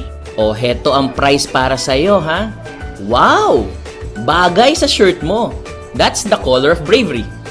Colorin yan for love. Thank you, Doc. Thank you, Nay. Dahil ako po ay mahal ninyo, nagpabakuna na ako. Kaya mga bata, magpabakuna na kayo. Stay safe and stay well. Mga bata, magpasama na sa Bakuna Center. Okay, thank you so much, TVUP, the COVID Communication Public Service Announcement. That's one of the many creative outputs of the webinar team to push for COVID-19 vaccinations. Please share this video clip with all of your social media accounts. Stay safe, stay well. Magpasama na po sa Bakuna Center. Okay, let's go ahead with our questions, Dr. Susie. Raymond, I have some sound problems. Can you hear me? Yes, I can hear you. Yeah. Unless you cannot hear us. Okay, I think... Go ahead, Raymond. I think I have to log off and log on again. I've lost all audio. Go ahead. Sige. Okay, sure. I'll take care of it. So for our very first question po, no, we have a few more here in our Q&A. Although I've had some questions that were sent to me personally. A question here from one of our avid audiences. Magandang tanghali po. Kalimitan matatanda ang nagkakaroon ng tubig sa baga. Marami ang ayaw na binubutasan ang tapat ng lungs para may pasok ang bakal na tube. Meron po bang paraan na di sila madadaan sa painful na procedure? Paki-elaborate po ang modern interventions at paano po ma-avoid ang pagkakaroon ng tubig sa baga. Maraming salamat po. Dr. Ralph? Hi, Dr. Raymond. So, thank you. So, first question is, kalimitan nga raw, madaming mga matatanda. Not necessarily matanda, pero madami hong may tubig sa baga. Ang tawag natin dyan, pleural effusion, yung medical term. Pero hindi ho lahat ng pleural effusion, ni isa lang yung dahilan. So, meron hong pleural effusion dahil may sakit sa puso. Meron hong pleural effusion dahil may tuberculosis or ibang infection sa baga. Meron hong tubig dahil may cancer or may bukol sa baga. Not necessarily lung cancer. Pwede hong cancer ng breast or other organ systems na pumuntang lungs kaya nagkaroon ganon. So, it's really dependent on what the underlying cause is. So, kung yung sakit ho sa heart, or sakit sa kidney or sakit sa atay na namamanas yung tao tapos nagkaroon na rin ng baga ng fluid yung baga. So we have to treat the underlying condition. So gagamutin yung sakit sa heart, gagamutin yung sakit sa lungs at sa kidney at sa liver, no? Pero kung kailangan ho talagang i-drain, may mga cases ho talaga na gano'n na kailangan i-drain or tanggalin ng fluid. Meron hong modern techniques. So ang tinatawag natin ng pleural catheter. Dati ho kasi yung mini-mention mo siguro nitong nagtanong is ni Mr. Reyes is yung chest tube, no? So yun, medyo malaki talaga yun. Imagine niyo yung siguro mga 1 cm, 2 cm yung lapad nun. So medyo malaki yung tube. Rubber yun. So medyo masakit ho at restrictive talaga siya. Hindi ka ho talaga makakagalaw. But right now, and it's also offered here in the Philippines, we have what we call indwelling pleural catheters. So, maninipis ho siya na tube na ina-anchor or tinatahi sa balat na nakalagay lang doon para i-drain na tuloy-tuloy yung fluid sa lungs. So, meron ho tayo nito, hindi siya masakit ang paglagay, pero may under general anesthesia, but the discomfort and the pain is much, much, much less compared to the previous, yung mga dati nating sinasabi ng ating taga-nood na chest tube. So yun po, minsan sa operating room pa yun nilalagay yung chest tube. But this one, yung modern intervention na to, we can do it bedside and actually we can do it as an outpatient, no? So pwedeng sa clinic and then papawin din kagad. So yun po yung aking input yan. Okay. Thank you, Dr. Ralph. Dr. Susie? Thank you so much. Raymond, can you hear me? Yes. Loud and clear. Great. Okay, so just an amazing set of speakers today. And I think over the past few weeks, we've been looking at innovations, no, Raymond, di ba? Parang all the new things that are happening in medicine, particularly at the Philippine General Hospital. So I was gonna ask, particularly for ECMO, no, and boy, it's here. Where are we on getting this covered by health insurance? Kasi that Uh, seems to be the rate limiting factor here, di correct. ba? Go That, ahead. basically, that's the biggest factor. And if not for the support of the administration in NKTI, which is a tertiary government hospital, by the way, Yes. um, uh, kumbaga, it becomes they became charity patients. They were admitted as charity, or we call them service patients. Without the full support of the administration, they could not afford this.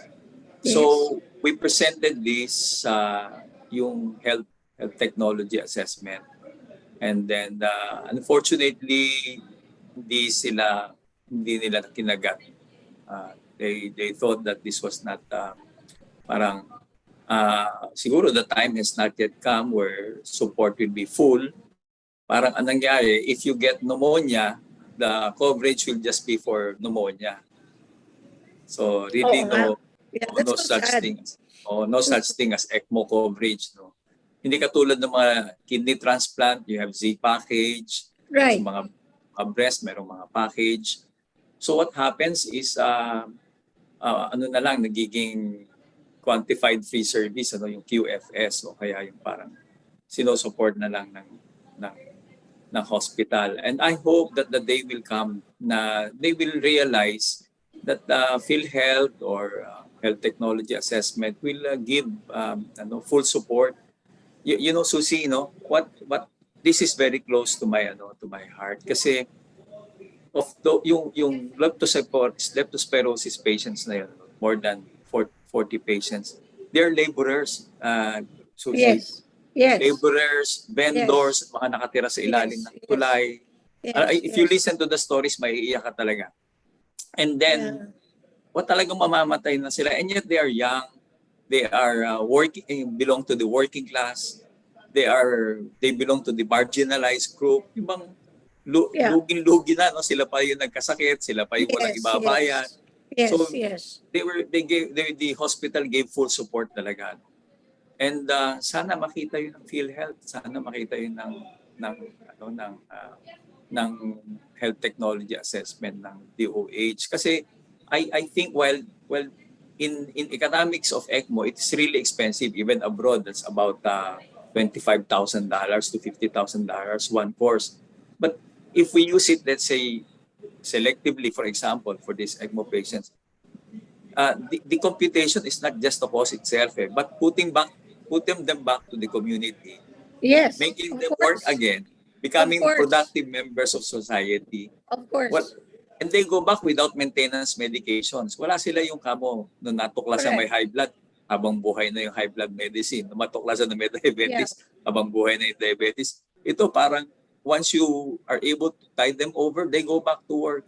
They go back to Yes. productive members of society and community, and breadwinners of family. So I think that should be taken into consideration by the health technology assessment. Hindi lang yung nagasto sa kanila, pero ano yung babalikan nila. That's why we have to be selective.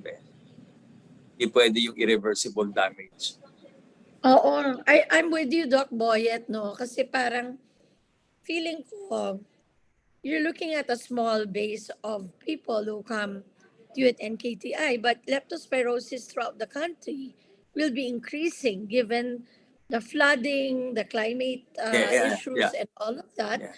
Na there should be, I don't know, maybe yung epidemiologic side niya, kailangan sigurong pag-aralan natin na maraming makikinabang na mga mahihirap. I think that is your message, no? Yung talagang mga nakikinabang, yung mga mahihirap na talagang wala na mag-ibang way for them, no?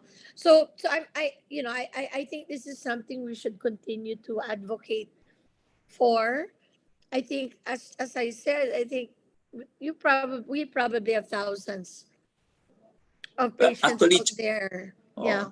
Susie, year to date from last year, no, yung January to July last year, compared to January to July this year, no, according to GMA News 3 days ago, has doubled.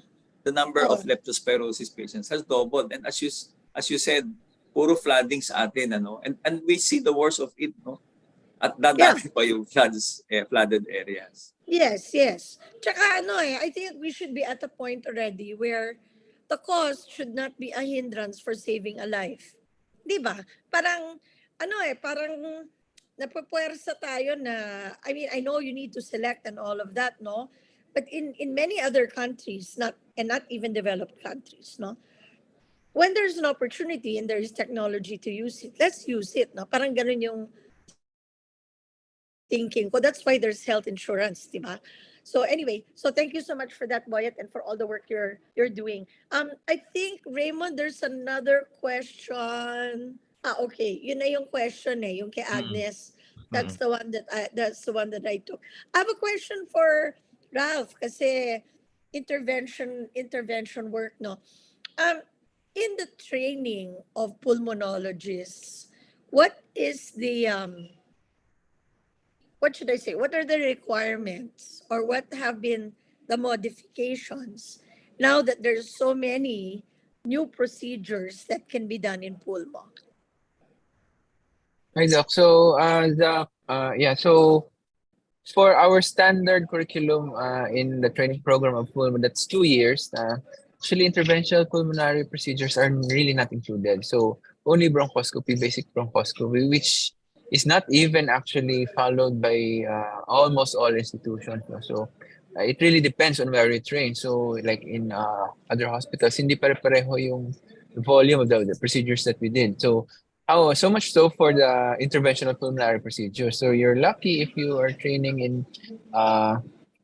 in a center where there are equipment. So, yung minention ko kanina. Pero for a standard pulmonary medicine program, there is really no provision for interventional pulmonary procedures. And I think Lung Center is doing their interventional pulmo fellowship program, which is on top of the usual pulmonary medicine program. So 1 year additional. So for now, what we do, now there are almost 20 or 10 to 20 interventional pulmonary specialists in the Philippines. We get our training really more abroad. So, and then we after our training in pulmo, we get it abroad and then we go back. And then right now we're trying to establish the IP program in the Philippine General Hospital. Yeah, okay, good to hear. I mean, still, we're looking at a population of 113 million people and outside of Metro Manila and all. But thank you so much, Ralph. I mean, life-saving di ba? Again, life-saving interventions sila. Sige, Raymond, actually, we're running out of time, but you may have a question that you want to add or we can go to the answers to the quiz. Okay. So here, question would be, wait a second. Ito, okay. In terms of interventional pulmonology and critical care interventions, are there any like regulatory considerations or challenges that need to be addressed before going into that? That's on the doctor side. And then number 2, any psychosocial benefits that the patients have expressed in terms of, when you're explaining, if it's better for them to choose these less invasive approaches po. Those are the 2 questions na magkapatid. Dr. Ralph and then Dr. Boyet first. Boyet next. Yeah, so for the IP side, sir, generally, if we get, it's I think a basic thing, no? So even in all the medicine, if we get the same results with the less cost, the less morbidity, the less time, we would first offer that procedure, no? So if it is available and you can promise to deliver the same results, so first and foremost, we do offer that for the patients, no? So the bad side lang with interventional pulmo, the downside for that is the procedures are expensive. No, and it's not always the PGH that can offer that. So there are centers that offer that, and it's quite expensive. So we're talking about hundreds and thousands. So it's quite a big, big procedure then. And sometimes you cannot match the gold standard, like example, the surgery. You cannot match the gold standard for the diagnosis with surgery than this less invasive procedure. No? So most patients still do they still opt for the more invasive procedure because they don't assure the diagnosis or assure the outcome there. With the albeit the more morbidity, but of course the more morbidity pala, but you're assured with that effect. No, so I think generally we do that, but with the training of the people, with the training of the more training and the experience of the operators, I think we're trying to match the outcomes with the more invasive procedure. So that's how we offer a procedure to a particular patient actually. Yeah. Okay. So Raymond, maybe we have to go now into Our questions, our fun quiz questions. Q&A. Yes, Opo. yes, please. Can we have it on the screen, the Slido po and the Zoom questions? The other question po. Okay, first question. So alam niyo na po, this will be directed to Sir Boyet. So Dr. Boyet, ano po ang tamang kasagutan sa tanong, what are the complications of ECMO management, sir? Complications, hemolysis, bleeding, thrombosis, and hospital-acquired infection. Yes, so all of the above. All of the above. Thank you so much, sir. And then for our question number 2, so for dito po, no, at least for question number 1, 81% got the correct answer in the Zoom. Yung tatlo pong sumagot sa Slido, they all got the correct answer. For question number 2, can we have it on the screen in Slido? Okay, for question number 2, Dr. Ralph will answer this. What are the most common causes of pleural effusion or pagtutubig kabaga? Yeah, so I answered that actually previously. So the most common causes of pleural effusion would be all of the above because TB, lung cancer, pneumonia, heart disease, all of these can cause pleural effusion. Okay. Thank you. So we'll just dive right into our evaluation poll and this panel evaluation poll po, no. We do not send out anything that's separate from what you are seeing on the screen here. It's 5 questions, 4-point Likert scale, and we want each and every one of you, especially in the Zoom, to be able to answer these questions po. So and the evaluation will be very much appreciated. While I'm doing that, reading the questions, I'd like our speakers po, Dr. Villalobos, Dr. Chavez, Dr. Siasoko, to take a minute to come up with their final advice or final words and final messages po to our audience that you feel the audience, anything that you would want the audience to take away from the webinar. So I'll read this and then we'll go to that po. First statement, the panelists demonstrated thorough knowledge of the topic. Number 2, the panelists were well prepared and organized. Number 3, the panelists spoke clearly and audibly. Number 4, the panelists used appropriate language with technical medical jargons adequately explained. And finally, the panelists contributed to new perspectives and knowledge on managing various key health issues. So again, we will not be closing this discussion poll as we move on to the parting messages from our speakers. Dr. Susie. Okay. Let's start with Dr. Bell Siasoko. Please take the floor. Yes, thank you. For me, for the audience mainly is that we know our patients, we know the options we can offer our patients, and we stand by our patients and realize what their goals. So first, we have to know what our patients are after, what is important, and then we are aware of the medical interventions available to us and to the patients so that we can best explain to our patients, because we're not all interventional pulmonologists and we do not all do ECMO, but we can help explain and clarify our patients. So we are still our patients' partners. Thank you very much, Dr. Siasoko. Let's go now to Dr. Boyet Chavez. Dr. Chavez, take the floor, please. Thank you, Susie. My final words will just I'll just mention again one of my, the one that I showed in one of my slides. My final message is let's remember that life is precious. Let's remember that there is always hope. We consider using this technology for our patients. And ECMO can save lives. So I hope that one day we can use it more. A few years ago, there were just 4 hospitals who would have this machine. Now we have the whole country covered, although still a few. You have from the north, from the Bicol area, from Cebu, you have Mindanao, Metro Manila.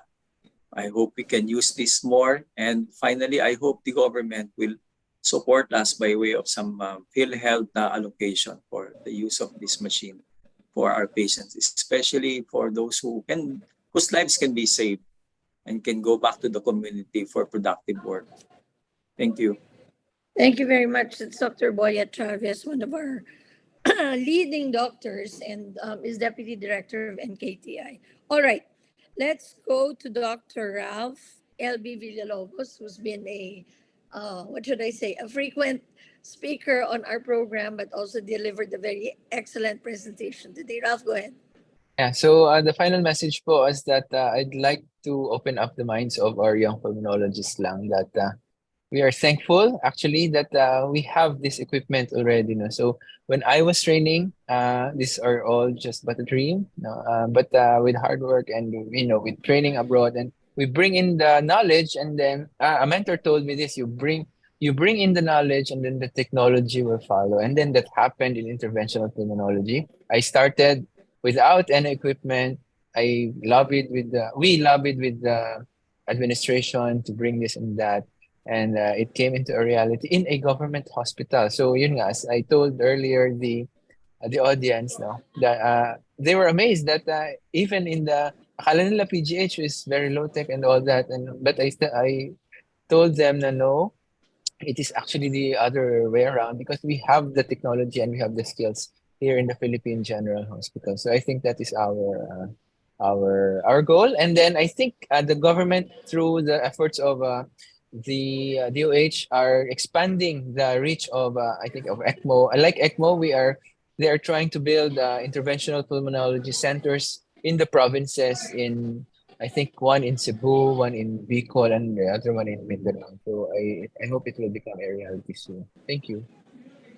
Thank you very much. This is Dr. Ralph L.V. Villalobos, again of Philippine General Hospital. And I love that, information followed by technology, but should be followed by financial support. Okay, we've got a synthesis from Dion Sakdalan of the PGH training program. Go ahead, Dion. Hello, good afternoon, Doc Susie and Doc Raymond, to our presenters and reactor and our online viewers, old and new. As always, we had a very interesting and, as Ma'am Susie said, amazing presentations and discussion on this 159th webinar, which we entitled Tulungan Lang, Innovations in Interventional Pulmonology and Critical Care. So in this webinar, we discussed the medical innovations applicable for diseases of the lungs and even the heart. So our first presenter was our Suke, Dr. Ralph Villalobos, our young consultant from the Division of Pulmonology of the Department of Medicine of the Philippine General Hospital. So Dr. Ralph discussed interventional pulmonology, which was defined as the art and science in the field of pulmonary medicine, which makes use of minimally invasive endoscopic procedures for the diagnosis and treatment of lung disease. So he showed examples of the procedures that they do as specialists. And one very common example that he showed was lesions for both benign and malignant diseases such as lung cancer. And with this very advanced technique, they're able to diagnose and stage by seeing the lesion through a specialized scope that they insert through the nose, and they do an endoscopic sampling of a part of the mass. And they can also use endobronchial ultrasound in trying to establish the diagnosis of that particular lesion. So with this approach, or with the use of endoscopy and even endobronchial ultrasound, they're able to save the patient from an open surgery or a biopsy through the skin, which is the traditional way of doing it. It saves patients of a high risk of complications compared to a transthoracic approach. And it also allows patients to be discharged on the same day. Also, these interventions allow for early detection of lung cancer. And as he mentioned, this may lead to, of course, earlier resection and increase in the survival rates from as low as 20% to as high as probably 80% or more. Dr. Ralph also showed other procedures that they do in interventional pulmonology, and this may include stenting, constricted airway due to a compression of the lungs to an airway mass, or when they do cryotherapy, that is when they try to destroy or destruct the malignant tissue by freezing it and then subsequently pulling it out using an endoscope or a bronchoscope.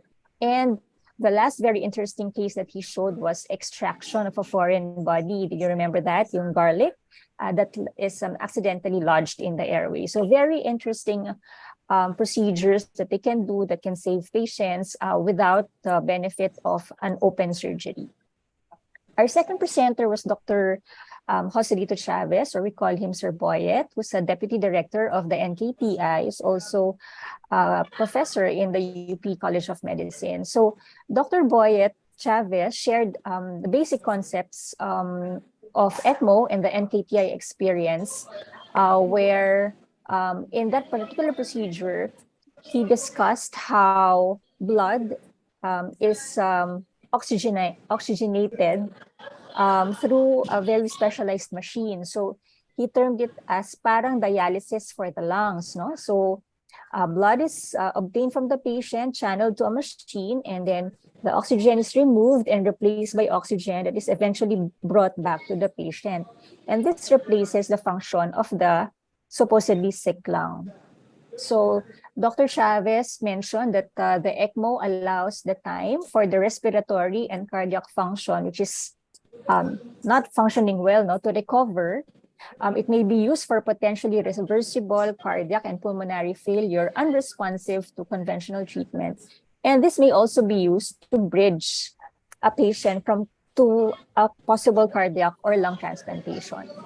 So in his presentation, Dr. Chavez described the indications and the contraindications and the adjuvant management necessary when ECMO is done. No? So he mentioned about a need for ICU admission, the need for mechanical ventilation, hemodialysis, even sedation, anticoagulation, and blood transfusion. So basically, it's really a very complex series of procedures and concomitant management that involves a lot of people, and not just one person. He also mentioned that the importance of thinking about the ethical considerations and the adverse effects that should be discussed with the patient when the option of ECMO is being considered. So Dr. Chavez, towards the latter part of his presentation, described the experience of NKTI in applying the use of ECMO, particularly for leptospirosis patients when they have complications of pulmonary hemorrhage related to leptospirosis. So he mentioned that with this state or severe state of leptospirosis, patients may even die as high as 85%, no? But with the use of ECMO, they're able to improve the survival rates of these sick patients to as much as 80 to 83%. So Dr. Chavez ended his talk by giving his insights on the future of ECMO in the Philippines. And I think it's also similar in terms of what the future of interventional pulmonology in the Philippines is. So he said that we can give hope to many patients by increasing their survival rates, and therefore patient selection, rapid decision-making is of the essence. With these advanced technologies, special training is important, and there's also the need to develop a team of doctors and paramedical personnel to be able to move forth success in using all these advanced techniques. Finally, our reactor, Dr. Belcia Soco, is one of our senior consultants in the Division of Pulmonology and in the Department of Medicine. And she emphasized the importance of correctly diagnosing the disease first before thinking about solutions, and that interventional pulmonology brings forth the possibility of early diagnosis through a minimally invasive approach, while ECMO may provide the hope to reverse severe lung conditions. So she reminded us that although modern techniques are available to facilitate diagnosis and therapy, we need to heavily consider patients' options, making them understand their illness first. And subsequently, we should try to listen and understand the patient's values and their limitations, including financial considerations. And also that we should offer these advanced techniques prudently and judiciously. So I hope, much as I have learned a lot from these presentations, you also learned a lot in the past 1 hour, 2 hours of this webinar.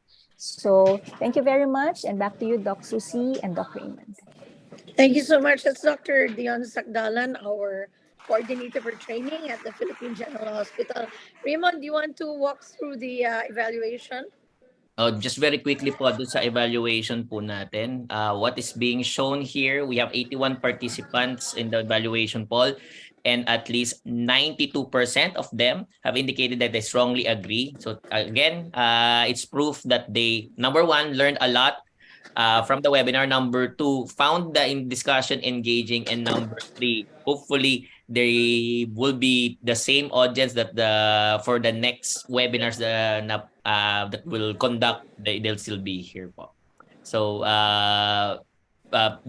what's a sneak peek for next week, Dr. Susie? Okay, so next week, we're going to talk about the Bangsamoro Autonomous Region in Muslim Mindanao. We're going to talk about health issues, programs, and I think there's a lot to learn about what's going on there. So we are going to focus on that. We'll have some very special speakers, and stay with us. It's going to be a very exciting discussion. Thank you, Raymond. Thank you, Dr. Susie. So before we conclude our program, let me remind you that all Stop COVID Deaths webinars are archived for viewing at the TVUP YouTube channel. So you go to www.youtube.com/TVUPPH. If you are in the YouTube app, just click on it, search in the search bar po, TVUP, go to dun sa live, and you'll be able to see all of our 157, we have 58 webinars. After today, it will be 159.